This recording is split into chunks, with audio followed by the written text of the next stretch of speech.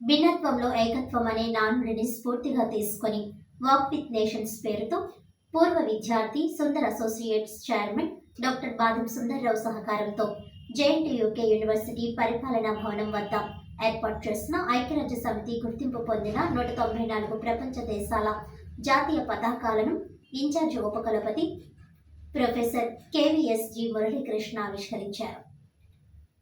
ఈ సందర్భంగా incharge VC Muralikrishna మాట్లాడుతూ ఐక్యరాజ్య సమితి ప్రధాన కేంద్రమైన స్విట్జర్లాండ్ దేశంలోని జెనీవాలో ఉన్న 194 ప్రపంచ దేశాల జాతీయ పతాకాలను ఆదర్శంగా తీసుకుని భారతదేశంలోనూ మరియు విశ్వవిద్యాలయాలలో తొలుతగా జేఎన్టీయూకే కాకినాడ యూనివర్సిటీలో ప్రపంచ దేశాల జాతీయ జెండాలు ఏర్పాటు చేయడం చాలా ఆనందంగా ఉందన్నారు.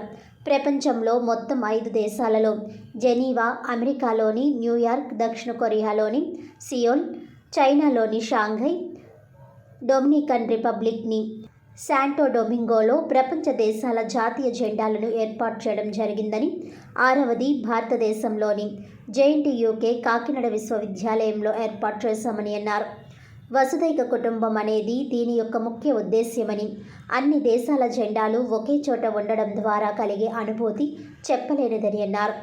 అనంతరం Sundar associates chairman doctor Badam Sundarrao మాట్లాడుతూ incharge VC professor KVS Muralikrishna walk with nations అనే కాన్సెప్ట్ భారతదేశంలోనే తొలిసారిగా ప్రపంచ దేశాల జాతీయ జెండాలను ఏర్పాటు చేయాలనే ప్రతిపాదనను తీసుకువచ్చారని అన్నారు.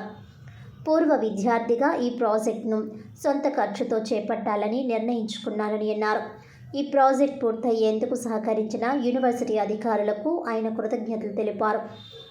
ఈ కార్యక్రమంలో rector professor K V Ramana, O S professor D Koteswararao, chief engineer professor V Srinivasulu, మాజీ ఉపకులపతులు professor S Srinivas Kumar, professor G V R Prasad Raju, professor K Padmaraju, డైరెక్టర్లు, యూసీఈకే ప్రిన్సిపల్, ఇంజనీరింగ్ విభాగం అధికారులు, టీచింగ్ అండ్ నాన్ టీచింగ్ సిబ్బంది, పూర్వ విద్యార్థులు, విద్యార్థులు తదితరులు పాల్గొన్నారు. జేఎన్టీయూకే కాకినాడ ఇవాళ ఎంటైర్ వరల్డ్లో ఉన్న 194 యూఎన్ రికగ్నైజ్డ్ కంట్రీస్లో 6 ప్లేసెస్లోనే ఇలాంటి 194 దేశాల జెండాలు ఒకే చోట ఉండడం అనేది 6 చోట్లే ఉంది. మొదటిగా యుఎన్ఓ హెడ్ క్వార్టర్స్ అయినటువంటి జెనీవాలో ఉంది, స్విట్జర్లాండ్లో. నేను యాక్చువల్లీ దాన్ని చూసిన తర్వాత ఇన్స్పిరేషన్తోనే ఇది ఎప్పుడైనా లైఫ్లో అవకాశం వస్తే ఇలాంటిది ఎక్కడో అక్కడ ఎస్టాబ్లిష్ చేయాలని అనుకున్నాను, ఆ స్ఫూర్తితోనే.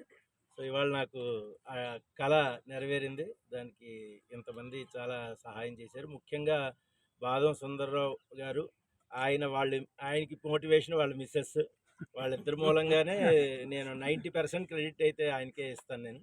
ఇది మేము యాక్చువల్గా మా ఎస్టిమేటెడ్ కాస్ట్ సుమారు 25 lakhs దీనిది. అలాంటిది ఆయన టేకప్ చేయి, ఆయన ఎస్టాబ్లిష్డ్ ఇంజనీర్ అవ్వడం మూలంగా చాలా స్ట్రాంగ్ ఫౌండేషన్, అసలు 1 foot by 1 foot by 4 foot RCC foundation వేశారు. ఇంకో 100 సంవత్సరాల దాకా చెక్కు చెరదు అది. దానిపైన 20 foot టాల్ 2.5 inch పైప్ వేశారు. అది కూడా కాంప్రమైజ్